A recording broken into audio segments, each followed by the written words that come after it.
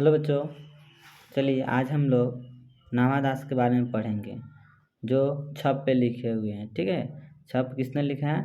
नावादास लिखे हुए हैं। किसने लिखा है? नावादास लिखे हुए हैं ये।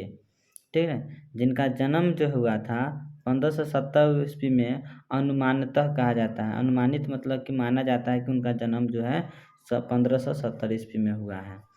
ठीक, चलिए उसके बाद है निधन। उनका जो निधन अज्ञात है, अभी तक ज्ञात नहीं है। क्या है? अभी तक ज्ञात नहीं है। उनका जो निधन हुआ था उनका अभी ज्ञात नहीं है कि निधन कब हुआ, लेकिन अनुमानतः मान लिया जाता है कि उनका जो मृत्यु हुआ होगा 1600 इस तक वर्तमान में। ठीक है, जन्म स्थान संपादिक मान्यता के अनुसार दक्षिण भारत में हुआ था उनका जन्म। ठीक है, छप्पे जो नावादास है, नावादास का जो जन्म हुआ था वह दक्षिण भारत में हुआ था। शैशव में पिता की मृत्यु, जब शैशवावस्था में थे, जब शैशवावस्था किसको कहते हैं? जब 2 साल से 2 वर्ष से लेकर 6 वर्ष के उम्र को हम शैशवावस्था कहते हैं। तो इसी शैशवावस्था में उनके पिताजी का मृत्यु हो गया, जब वह शैशवावस्था में थे तब। ठीक है, किसने अवस्था में मृत्यु हो गया? शैशवावस्था में। और किसके? अकाल के कारण माता के साथ जयपुर राजस्थान में प्रवास, यानी कि वहाँ पे रहने लगे। ठीक है,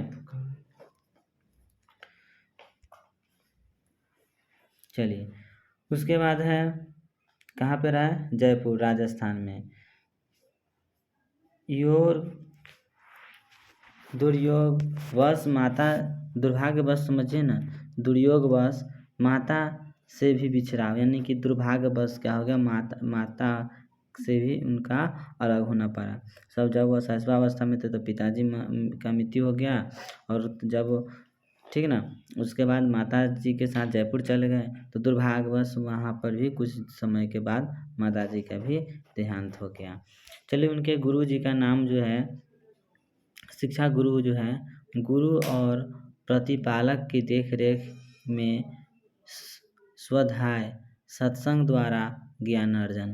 तो जो है गुरु का प्रतिपालक, गुरु के देख रेख में वह स्वाध्याय मतलब कि स्वतः अध्ययन करते हुए सत्संग के द्वारा अपना ज्ञान का अर्जन किए थे। ठीक है ना, उनका जो अभिरुचि है लोक भ्रमण, मतलब कि सभी जगह घूमने में, भगवत भक्ति, भगवत मतलब भगवत की भक्ति करना उनका सबसे अभिरुचि, भक्ति करने में बहुत मन लगता था। काव्य की रचना करने में बहुत मन लगता था। वैष्णव दर्शन चिंतन में विशेष अभिरुचि था इनका। ठीक है ना, विशेष अभिरुचि था किनका? चलिए, किनका विशेष अभिरुचि था? ये नावादास का। ठीक है, चलिए आगे की ओर चलते हैं।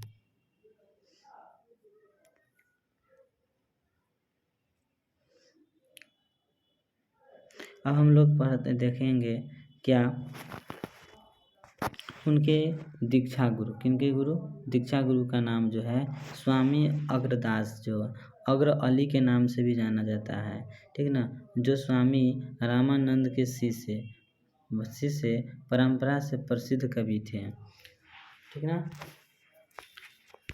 स्वामी जो है स्वामी रामानंद के शिष्य परंपरा के प्रसिद्ध कवि। ठीक है, उनके जो निवास स्थान, नावादास का निवास स्थान वृंदावन, और नावादास जो है हमेशा वृंदावन में रहते थे। ठीक है, चलिए आगे उनकी कृतियाँ के बारे में अब चर्चा करते हैं। तो कृतियाँ में सबसे पहले भक्तमाल आता है। भक्तमाल का रचना काल जो है 1585 से 1596 ईस्वी तक निर्धारण, यानी कि मृत्यु के समय तक उन्होंने वो क्या करते थे? मृत्यु के समय तक वो इसकी रचना किए थे। उसके बाद अष्टयाम जो है ब्रजभाषा गद्य में, ब्रजभाषा अष्टयाम जो लिखा हुआ है ब्रजभाषा में लिखा हुआ है। ठीक है, ब्रजभाषा में। उसके बाद आता है अष्टयाम जो है, एक है अष्टयाम ये वाला, ये है रामचरितमानस की दोहे और चौपाई शैली पर ये क्या है? अष्टयाम है। तो अष्टयाम 2 लिखे थे, एक ब्रजभाषा गद्य में और दूसरा लिखे थे रामचरित के दोहे, जो है दोहा चौपाई शैली पर लिखे हुए हैं। चलिए आगे, रामचरित रामचरित संबंधित संकीर्ण पदों का संग्रह है। ठीक, आगे कवि विशेष क्या है? विशेष कवि नाभादास का पारिवारिक, सामाजिक और पृष्ठभूमि जो है अधिकतर विद्वानों के मुताबिक दलितों वर्ग की थी। ठीक है, चलिए आगे पढ़ते हैं। नाभादास जो है नाभादास सगुनोपासक राम भक्त के कवि थे। किस भक्त के कवि थे? राम भक्त के। किसके उपासक थे? सगुनोपासक राम भक्ति के कवि थे। उनकी भक्ति जो है प्रचलित उनकी भक्ति जो है गम भक्ति। कौन सा भक्ति? गम्य भक्ति, राम भक्ति है। कौन सा? राम भक्ति है। कौन सा भक्ति? राम भक्ति के, यानी कि प्रचलित उनके राम भक्ति से थोड़ी भिन्न थी। वह राम भक्त कवि थे, लेकिन प्रचलित राम भक्ति से थोड़ी अलग थे, भिन्न थे, अलग। इसके मर्यादा, इसके जो है उसमें जो है मर्यादा के साथ, उनमें क्या है? उसमें मर्यादा के स्थान पर माधुर्य भाव का पुट था। ठीक है, उनके अंदर मर्यादा के स्थान पर क्या माधुर्य भाव का पुट था। वे गोस्वामी तुलसीदास के समकालीन थे, यानी कि गोस्वामी तुलसीदास जिस समय थे उसी समय के यह भी कवि हैं। यह और स्वामी रामानंद के शिष्य परंपरा के संत कृष्ण दास बैहारी के प्रशिष्य और भक्त कवि अग्रदास के शिष्य थे। समझ आया? जो है स्वामी जो है, इनके जो गुरु जो है ये किनके शिष्य थे? अगर स्वामी रामानंद के शिष्य परंपरा संत कृष्ण दास के परिहार्य परिशिष्य। ठीक है ना? यह इनका जो है संत में स्वामी जो है इनके शिष्य है, रामानंद के शिष्य भी हैं। ठीक ना? संत कृष्णदास के परिहारी के शिष्य और भक्त कवि अग्रदास के शिष्य थे। क्या कर रहे हैं? इस तरह वे वैष्णवों के एक निश्चित संप्रदाय में दीक्षित थे। किसमें दीक्षित थे? वह जो है वैष्णवों के एक निश्चित संप्रदाय में दीक्षित थे, किंतु उनकी जो सोच मान्यताओं में किसी तरह से संकीर्णता नहीं थी। उनकी सोच जो है उनकी मान्यताओं में तनिक भी संदेह नहीं थी। वे पक्षपात, दुराग्रह और कट्टरता से वे पूर्णतया मुक्त, भावुक हृदय, विवेक संपन्न वैष्णव थे। याद रखिएगा, वह पक्षपात कौन? नाभादास जो थे पक्षपात, दुराग्रह, कट्टरता से वे पूर्णतः मुक्त थे। ठीक ना? उनके पास ये ना तो पक्षपात था, न तो दुराग्रह था, न तो कट्टरता, वे उसमें कुछ नहीं थे। उनके अंदर से भावुकता, सहृदय, विवेकपूर्ण संपन्न सच्चे वैष्णव थे। वे कैसे वैष्णव थे? सच्चे वैष्णव थे। प्रसिद्ध कृति भक्तमाल, उनके जो प्रसिद्ध कृति जो है, ठीक ना, रचना जो है वो भक्तमाल है। ठीक है, भक्तमाल। भक्त कवि नाभादास के शील, सोच और मानस का जो है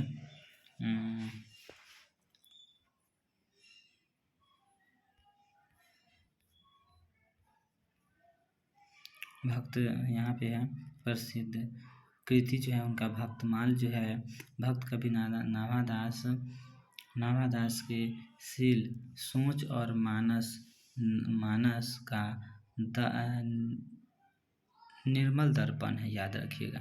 तो अब कोई से आपसे क्वेश्चन ऐसे करेगा कि नाभादास का शील, सोच और मानस का दर्पण किन कृतियों को कहा जाता है, तो आप बताइएगा भक्तमाल। किसको बताइएगा? भक्तमाल को बताइएगा, ठीक है। उसके बाद आपको क्वेश्चन आएगा अविचल, भगवत भक्ति, भक्त चरित्र और भक्तों की स्मृतियाँ, नाभादास का अनुभव सर्वस्व यही है।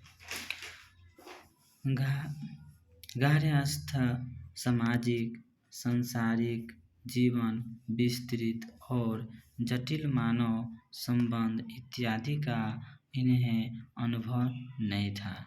याद रखिएगा, नाभादास को न तो गृहस्थ जीवन का अनुभव था, न ही सामाजिक शारीरिक सांसारिक जीवन का अनुभव था,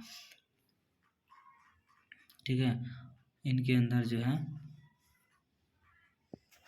संसारिक जो है, नहीं तो संसारिक गुण का गुण था इनके अंदर, संसारिक जीवन का अनुभव था, विस्तृत और जटिल मानव संबंध आदि उन्हें अनुभव ही नहीं था। वे विरक्त जीवन जीते आए संत थे। एक याद रखिएगा, भक्तमाल क्या थे?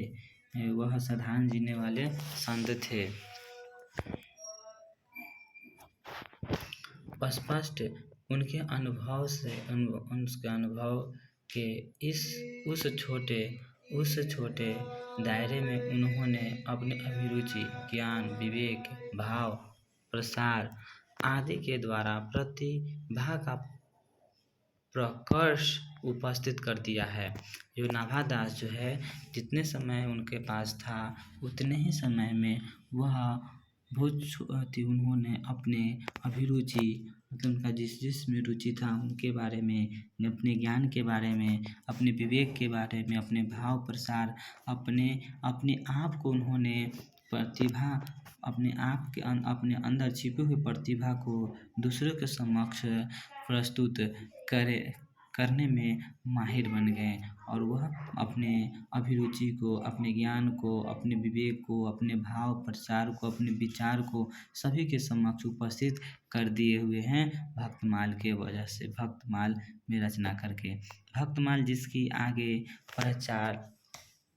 परंपरा चल पड़ी, भक्तमाल है जिसकी आगे परंपरा जो भी है चल पड़ी है, यही प्रमाणित करता है।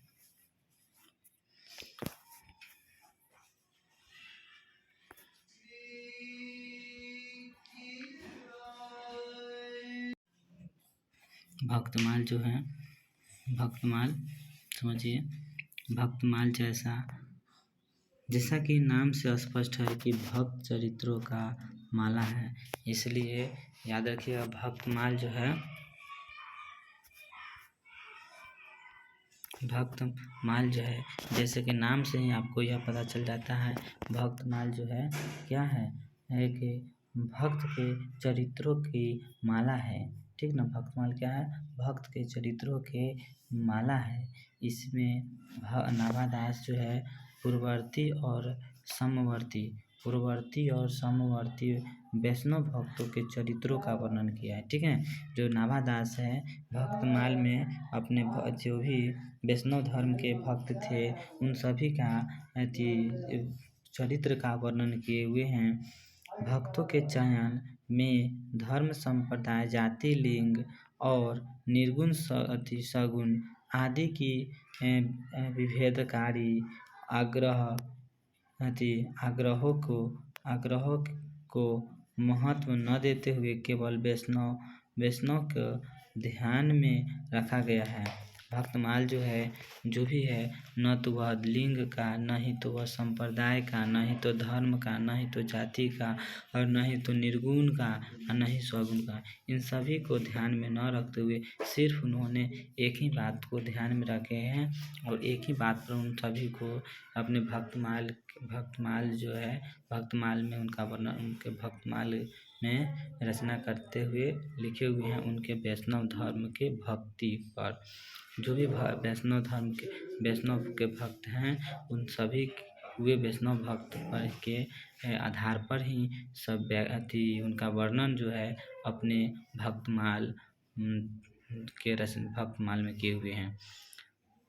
वह ये जो वैष्णव अति नाभादास जो है वैष्णव भक्ति के अनुरूप ही है, जिसमें जाति पूछे जाति पाति जो है, जिसमें जाति पाति पूछे नाही कोई, हरि को भजे सो हरि को होए। यानी कि जैसा क्रांतिकारी उद्घोष है भक्तमाल में वर्णित सभी भक्त कवि नहीं है, किंतु भक्त कवियों की संख्या कम नहीं है। इनमें जो है जितने हैं ये सभी भक्त कवि नहीं हैं, किंतु भक्त कवियों की संख्या भी कम नहीं है। संपूर्ण भक्तमाल यानी कि छंद में निबंध है। याद रखिएगा कि जो भक्तमाल है वह छप में लिखा हुआ है। किसमें? छप में लिखा हुआ है। और यह छंद पर है, इसमें सिर्फ छंद का जो भक्तमाल जो है लिखा गया है, भक्तमाल की रचना जो किए हुए वह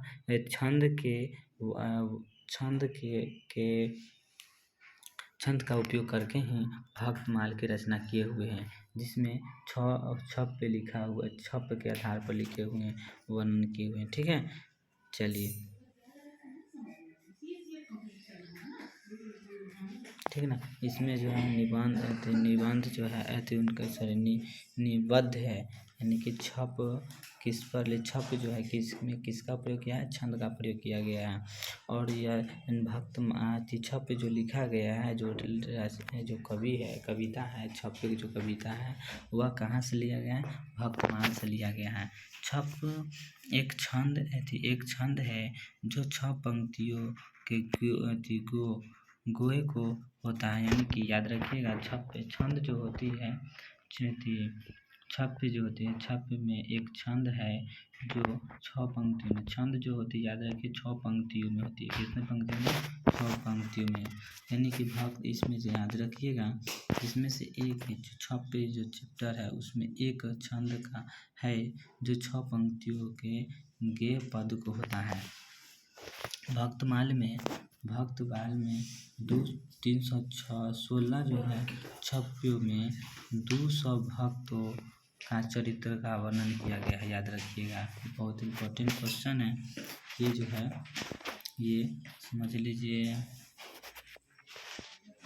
ये जो है ये छप्पे इनमें जो इसमें भक्तमाल में जो है ये जो भक्तमाल है ठीक है ना। ये जो भक्तमाल में जो है 216 छप्पे में 200 भक्तों का चरित्र का वर्णन किया गया है। वे छप्पे नाभादास के तल स्पर्णी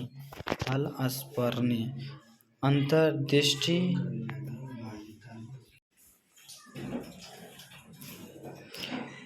इसके पीछे इसमें जो है छप्पे जो है याद रखिएगा, ये छप्पे जो है ये जो छप्पे है नाभादास के तल स्पर्णी अंतर्दृष्टि मर्म ग्राहिणी प्रज्ञा सारग्राही चिंतन और विगत भाषा शैली के नमूने हैं। इसके पीछे कवि का विशाल अध्ययन, कवि के बहुत सारे अध्ययन, बहुत समय तक के अध्ययन, सक्षम पर्यवेक्षण, प्रदीर्घ मनन और अंतरंग छिपे हुए हैं। इनके द्वारा जो है इस छप्पे को अध्ययन कर रचना करने में इनको काफ़ी समय लगा हुआ है, और उन्होंने इसका अध्ययन बहुत समय तक किए। अति सूक्ष्म अति छोटी से छोटी बातों को ध्यान में रखते हुए उनका अध्ययन किए हुए हैं। अंतरंग अनुशीलन छिपे हुए, इसमें बहुत सारे जो है अनुशीलन जो है छिपे हुए हैं। ठीक है, अब देखिए आगे कि ये जो छप्पे जो है नाभादास की सहृदय आलोनात्मक प्रतिभा के विशेष प्रमाण है। इसके जो छपे हैं नाभादास जो है, नाभादास के हृदय में जो छिपे हुए जो प्रतिभा है उसका यह प्रमाण है, छप में दिया गया है। जो छप कविता है नाभादास के हृदय में छुपे हुए प्रतिभा का प्रमाण देता है। ठीक है। और ये जो अनेक छवियों के द्वारा मध्यकाल में ही अर्थों में, ध्यान समझिए, आधुनिक अर्थों में हिंदी आलोचना नाभादास ने न केवल विवजपन किया था बल्कि सांकेतिक रूप से में अग्रिम पथ निर्देश भी कर दिया था। ठीक है। रीतिकाल के कथाकथित शास्त्रीय काव्य चिंतन को देखते हुए नाभादास का क्रांति महत्व स्पष्ट रखता है। समझ में आया? आगे क्यों समझिए।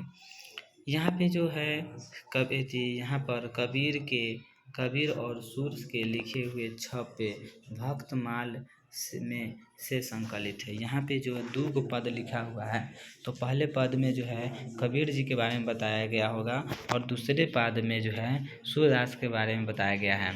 और यह जो छपे है वह भक्तमाल से संकलित हैं। वैष्णव भक्ति के नितांत भिन्न को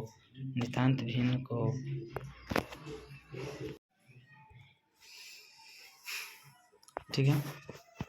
चलिए, ये जो यहाँ पे है कबीर के और सूर्य के जो है छप का वर्णन किए हुए हैं नाभादास, और ये दोनों के छपे यानी कबीरदास और सूर्यदास जो है उन दोनों के छपे को भक्तमाल में से संकलित है। यहाँ पे इस कविता में छपे जो कविता है उस कविता में कबीर के द्वारा लिखा गया छप है का वर्णन करते हैं नाभादास, और सूरदास के द्वारा लिखे गए छप का वर्णन करते हैं सूरदास। किससे? और यह जो छपे जो कविता है वह भक्तमाल से संकलित है। वैष्णव भक्ति के नितांत भिन्न को 2 शाखाओं के इन महान कवियों पर लिखे गए ये छंद ऊपर कही गई बातों को सटीक प्रमाण देता है। समझ में? ऊपर जो बात बताया गया है, ठीक ना, उनके सटीक प्रमाण को देता है। इन कवियों से संबंधित अब तक संपूर्ण अध्ययन, विवेचन और सार सूत्र इन तीनों में कैसे पूर्व कथित है यह देखना विस्मयकारी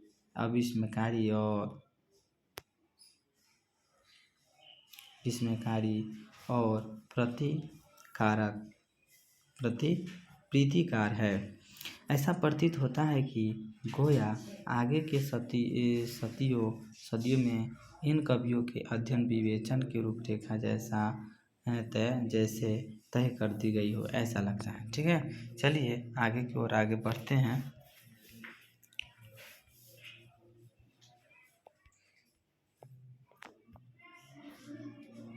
देखिए इसमें यहाँ लिखा गया भक्तमाल के बारे में, भक्तमाल कह रहे हैं, नाभादास के बारे में लिखा गया है। नाभादास ने भक्ति के परिचय में जिस समान शैली का परिचय दिया है उनके निर्भय चिंतन मनन का परिणाम है। इन भक्तों का परिचय होना लिखा है। उनकी रचना शैली, काव्य कला, भक्ति प्रसिद्ध पद्धति एवं अन्य विशिष्टता आदि को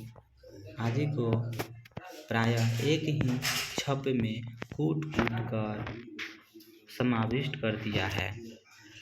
ये जो है बहुत कह रहे हैं जिन भक्तों का परिचय उन्होंने लिखा है, उनकी रचना, उनकी शैली, उनके काव्य कला है, उनके भक्ति की जो पद्धति है, उन सभी को उन्होंने एक ही छप में वह कूट कर भर दिए। जैसे यहाँ पे जो चैप्टर है उसमें कबीर जी के दोहे छप को और सूरदास के छपे को लिखे, तो उन एक ही छप में उनके सभी काव्य रचना सब का वर्णन कर दिए। रचना शैली, काव्य कला, भक्ति पद्धति सब का वर्णन कर दिए हुए हैं।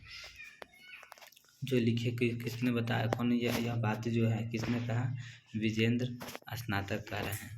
भक्तमाल मध्ययुगीन के वैष्णव आंदोलन की रूपरेखा को समझने के लिए सबसे अधिक प्रामाणिक और महत्वपूर्ण सामग्री प्रस्तुत करता है। यह कौन बताते हैं, यह माता प्रसाद गुप्त बताते हैं। ठीक है ना, ये सभी को आप लोग कंप्लीट कर लीजिएगा। बहुत अच्छा लग रहा है ये जो चैप्टर पढ़ लिए हैं, और अगले वीडियो में हम लोग पढ़ेंगे इन जो चैप्टर पढ़ा दिए हैं, इन चैप्टर से रिलेटेड आपको ऑब्जेक्टिव क्या है क्या नहीं है, इससे हम इस सब के बारे में समझेंगे। ठीक है, आज के लिए इतना ही, धन्यवाद।